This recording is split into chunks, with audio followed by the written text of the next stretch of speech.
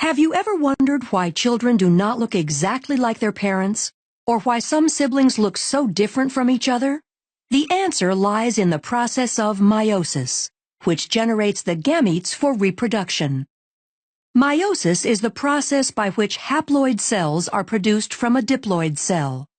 For this to occur, the chromosomes must be correctly sorted and distributed in a manner to create genetically unique cells with half the number of chromosomes as the original cell.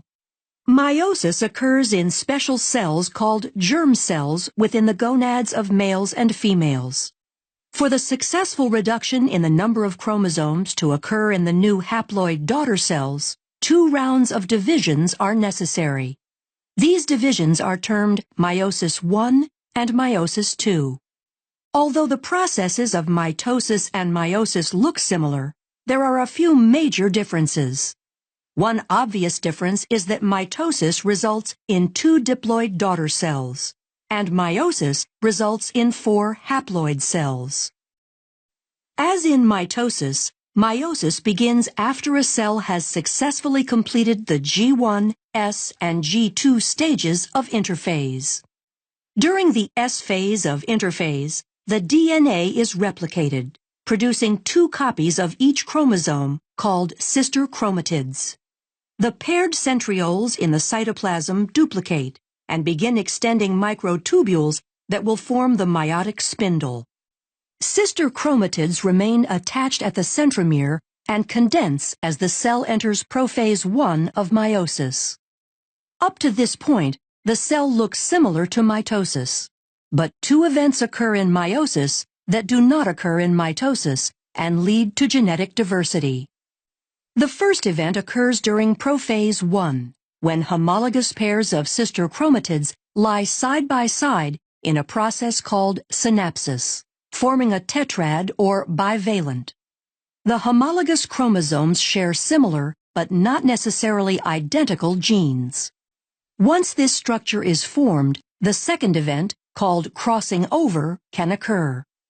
During crossing over, a physical exchange between chromosome segments of non-sister chromatids occurs, increasing genetic diversity. Prophase I concludes with the fragmentation of the nuclear envelope as the duplicated centriole pairs move to opposite poles of the cell.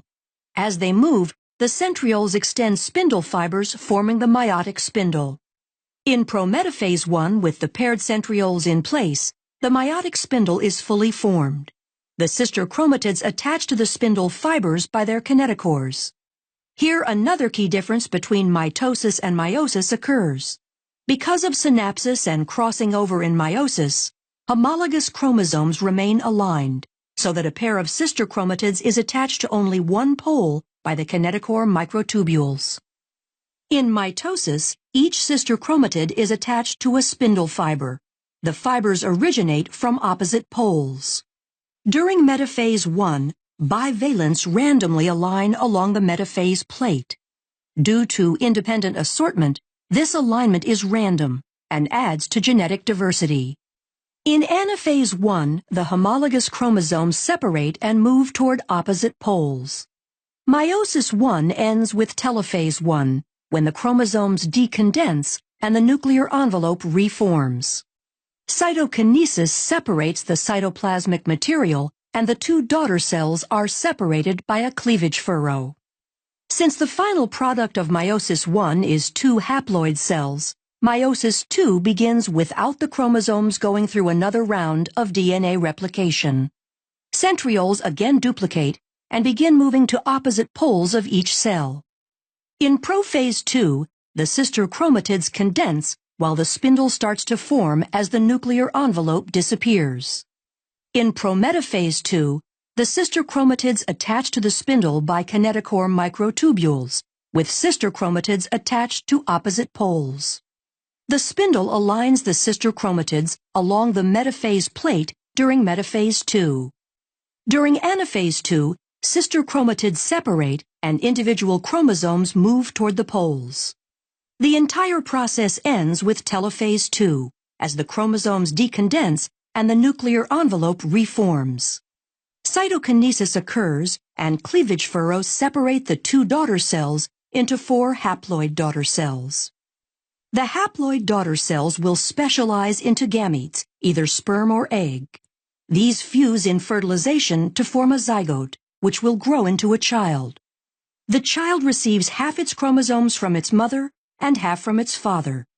Because men and women produce millions of gametes, and the selection of gametes in fertilization is random, this contributes to genetic diversity.